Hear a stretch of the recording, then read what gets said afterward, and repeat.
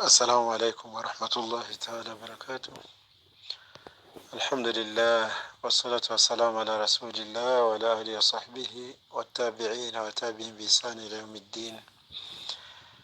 shimwe n'ikuzo byuzuye ni ibya Allah subhanahu wa ta'ala, turasabira amahoro impuhwe n'imbabazi, tubisaba Allah subhanahu wa ta'ala ngo abihe uwasozereje izindi ntumwa, umukunzi wacu Muhammad sallallahu alaihi wasallam, ndetse n'umuryango we n'abasahaba n'abakurikiye inzira nziza yatuzaniye n'abazayikurikira ageza ku munsi w'imperuka. Atu Allah subhanahu wa ta'ala dushyire muri bo. Bavandimwe, nshuti, dukomeze tuganire ku mateka y'intumwa yacu Muhammad sallallahu alaihi wasallam. Ubwo duheruka kuganira twavugaga kwitoteza ryakorewe Rasul sallallahu alaihi wasallam ndetse n'abasahaba be, ubuzima bwabo bwa Maka. N'ubu niho tugikomeza kuvuga,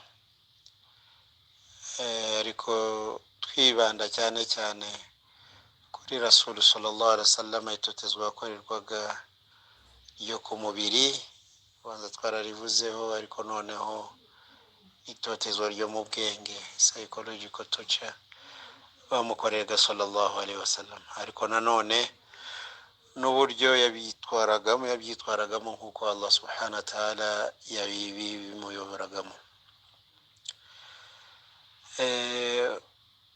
Rimwe Rasul sallallahu alaihi wasallam yari yibereye hariya mu musigiti,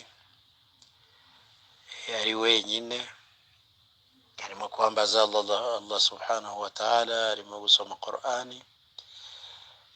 Abakuraishi nabo abo nyine bari batari bamwemera, bari mu kiganiro cy'abantu ariko bamureba.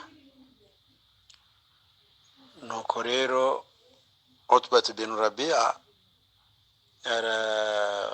n'umwe mu bayobozi babo, n'umwe mu bantu b'abanyacyubahiro b'ibikomerezwa bakomeye Quraishi icyo gihe, arababwira ati ariko mwaretse nkagenda nkaganira na Muhammad, nkagira ibyo musaba ko twamuha, wenda akaba yareka biriya bintu byo kutubwira ko ari intumwa, biriya bintu aza kutubwira byo kutwigisha n'ibindi nk'ibyo ngibyo.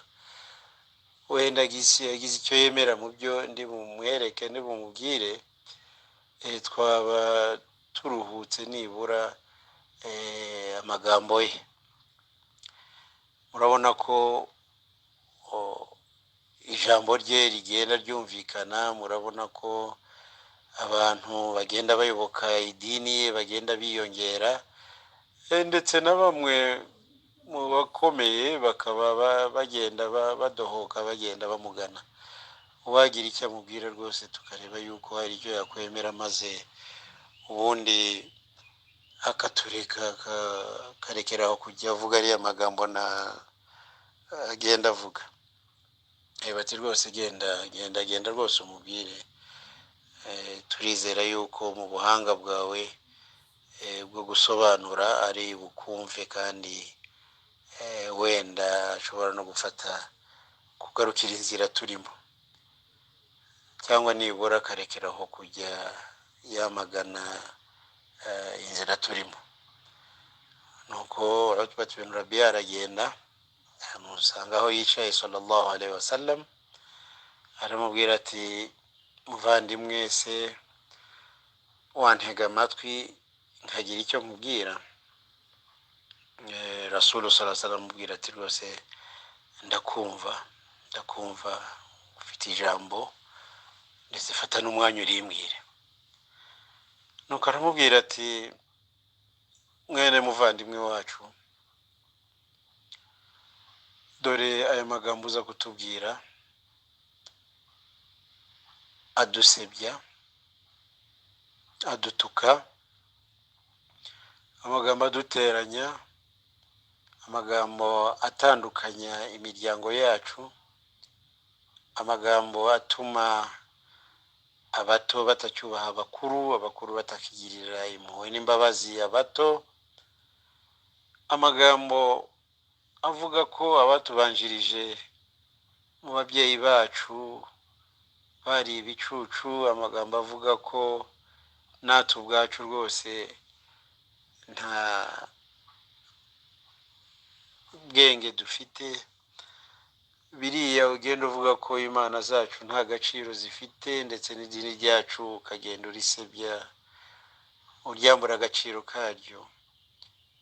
Tukaba tugeze ahangaha, ndetse nawe ubwawe bikaba bikugwa nabi, kubera yuko hari aho ugera abantu bakagutoteza, abantu bakakumerera nabi. Uwagira icyo akubwira, maze mu byo ngiye kukwereka, mu byo waba wifuza, maze ukagira ibyo utoranya, cyangwa ndetse byaba ari na byose tukaba twabigukorera, ariko ukarekeraho izo nyigisho zawe. Rasulu sallallahu alaihi wasallam aramubwira ati, ngaho komeza uganire. Aramubwira ati, rero mwene wacu, mbwira niba ukeneye amafaranga, dushobora kuguteranyiriza amafaranga twese rwose, maze ukaba ari we mukire kuturusha twese, tukayashyira hamwe rwose, tukayakusanya, tukaguhereza, ukaba ari we mukire kuturusha twese. Niba ari icyubahiro ushaka, tukagushyira imbere yacu twese, tukajya tukubaha. Niba kandi ari ubwami ushaka, tukaba twakugira umwami wacu, ntihagire ikintu gikorwa muri twe utabanje kucyemera. Kandi niba ari umugore, nubwo ufite undi ariko kandi wenda ukaba hari undi ukeneye, rwose twagera tukagushakira umukobwa uruta bose ubwiza, tukamugushakira, tukamugushyingira. Niba kandi ari indwara ufite, akaba hari ikintu kigutera kigatuma uvuga biriya, ntabwo twakwishyira hamwe rwose tugafatanya, tukagushakira umuganga ukuvura, kuko hari ubwo umuntu aba afite indwara ntabimenye, ariko kandi igakizwa nuko yavuwe. Nuko acecetse, Rasulu sallallahu alaihi wasallam aramaze ati, se Abul Walid, niko bakunda kumwita ko ari se wa Walid, waba urangije? Ati, ndarangije, ibyo nibyo byari binzanye. Rasulu sallallahu alaihi wasallam aramubwira ati, maze rero nawe nyumva. Ati, a'udhu billahi minash shaitani rajim, bismillahir rahmanir rahim, hamim, tanzilun minir rahmanir rahim, kitabun fussilat ayatuhu qur'anan arabiyyan liqaumin ya'lamun bashiran wa nadhira. Maze arakomeza. Iyo ni mirongo ya mbere surati Fussilat. Uwabona akanya yajya kuyisoma. Itangira ivuga iti, hamim. Aya ni amagambo ahishuwe na Allah subhanahu wa ta'ala, nyirimpuhwe, nyirimbabazi. Ni igitabo gifite imirongo isobanuye kandi isobanutse, kiri mu rurimi rwumvikana ku bantu bafite ubumenyi bashaka no kumenya. Kiratanga inkuru nziza kandi kikanaburira. Nuko amusomera hafi isura yose. Utba arakomeza arumva, ageze aho ashyira ibiganza bye bibiri hasi, asa n'uwegamiye amaboko ye, arimo gukurikira, yumva ateze amatwi neza cyane, nta jambo na rimwe ririmo kumucika, kugeza igihe Rasulu sallallahu alaihi wasallam arangirije iyi sura yose, icyo gice cyose cya Qur'an. Utba Rasulu sallallahu alaihi wasallam aramubwira ati umvise neza amagambo ngusome? Utba ati nayumvise rwose. Rasulu yetse rero naho ni wowe n'ayo magambo ndumva nta kindi nakongeraho. Subhanallah. Abul Walid Utba bin Rabia arahaguruka aragenda yegereye aho bagenzi be yabasize, batangiye kumureba baravuga ati ko tubona aje yahindutse, ati ndabarahiye ukuntu yagiye siko garutse. Araza arabegera, ngaho tubwire noneho washoboye kumwumvisha Muhammad ku buryo yahagize icyo atoranya muri ibyo ngibyo cyangwa se byose, ku buryo nta kundi agiye kutuvaho, agiye kureka kujya tuvuga. Abul Walid arababwira ati mbarahiye izina ry'Imana ishobora byose, numvisha amagambo ntari numva kuva nabaho. Amagambo uriya mugabo avuga ntabwo ari amagambo ye, ni amagambo agomba kuba aturuka ku Mana. Mureke tumwihorere umugabo akomeze yigisha ibyo yigisha, natwe wenda twigumire ku byacu. Nazagenda agahura n'umwe mu bantu bibisare hirya iyo ngiyo utari muri twebwe akamuhitana, azaba amudufashije. Ariko ubundi muri twebwe rwose ntabwo twe dukwiriye kugira umwanya tukimufataho noneho ngo tugiye kumurwanya kubera yuko amagambo arimo kuvuga ntabwo araye, bigomba kuba ari ubutumwa buturuka ku Mana subhanahu wa ta'ala.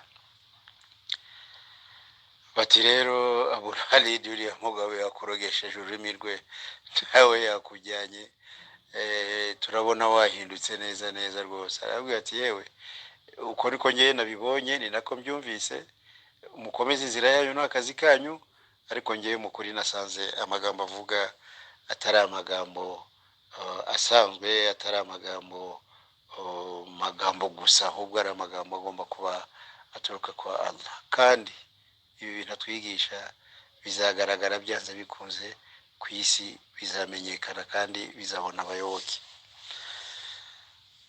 Bavandimwe rero ngira ngo twarangiriza hano isomo ryacu rya none, ariko turebe n'icyo dukuyemo.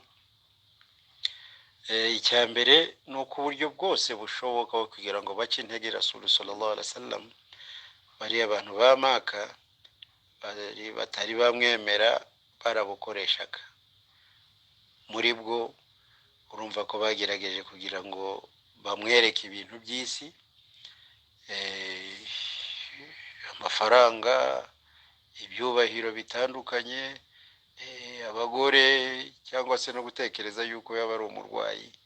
Ibyo nta n'icyo byose ntacyo Rasul sallallahu alaihi wasallam yabibashubijeho, kuko ntawe ahuriye nabyo. Ibyo ngibyo ntibimureba, nta nubwo azaho bituruka kwa Allah subhanahu wa ta'ala, ntabwo ari bo babimuha.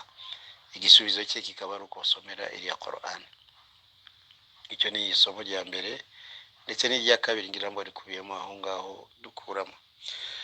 Isomo rya gatatu dukuramo nuko Rasul sallallahu alaihi wasallam yari umuntu wumva.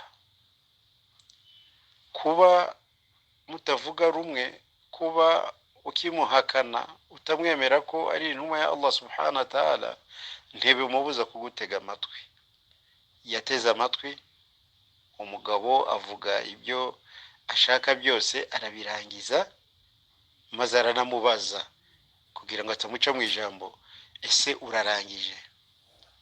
Uwo muco mwiza rero abantu benshi turawubura, ariko ni isomo tugomba kwiga mu mateka ya Rasul sallallahu alaihi wasallam, no mu buryo bwe bwo kubaho no kubana n'abantu. Isomo rya kane dukuramo nuko muri Qur'ani harimo igisubizo cya buri kibazo. Ibyo Abul Walid yarazanye, Rasul sallallahu alaihi wasallam nta nubwo yagiye mu kumusubiza mu magambo asanzwe aye, ahubwo yamuhaye imirongo ya Qur'ani abariyo inamugira ku mutima. Umusaza uwo mugabo arayumva neza. Irindi somo dukuramo nuko mu gihe usubiza umuntu atari ngombwa yuko uramusubiza nabi ngo nukubera ko mutavuga rumwe, wamusubiza mu magambo meza nkuko Rasul sallallahu alaihi wasallam amuha imirongo ya Qur'ani yonyine, ubundi akamwihorera kugira ngo yihitiremo. Nta gukoresha imbaraga rero kugira ngo wumvishe umuntu ibyo wowe wumva ko ariko kuri, ahubwo umubwira neza, ubundi ukamuha n'umwanya wo kugira ngo atekereze kugira ngo yihitiremo. Isomo rya nyuma dukura muri aya magambo muri rino somo tumaze kwiga mu kanya, nuko Rasul sallallahu alaihi wasallam yagiraga ubwihangane mu buri bwo aribwo bwose, ntacike intege, kuko ari byo akenshi babaga banagamije, ariko agakomeza umurongo we ariho. Inshuti bavandimwe rero, dusabe Allah subhanahu wa ta'ala duhe kumenya amateka y'intumwa yacu Muhammad sallallahu alaihi wasallam, tumufateho urugero rwiza, maze kandi twisabire amahoro n'umugisha. Dusabe Allah subhanahu wa ta'ala ko yadukomeza ku nzira ye, akaduha amahoro n'umutekano mu gihugu cyacu, abayobozi bacu gukomeza kutuyobora neza no kubarinda, ndetse Allah subhanahu wa ta'ala agaha Afurika n'isi yose amahoro n'umutekano, ibyorezo akabikuraho, abantu bakabana ku neza kandi bagamije kugana kwa Allah subhanahu wa ta'ala. Wassalamu alaikum wa rahmatullahi ta'ala wa barakatuh.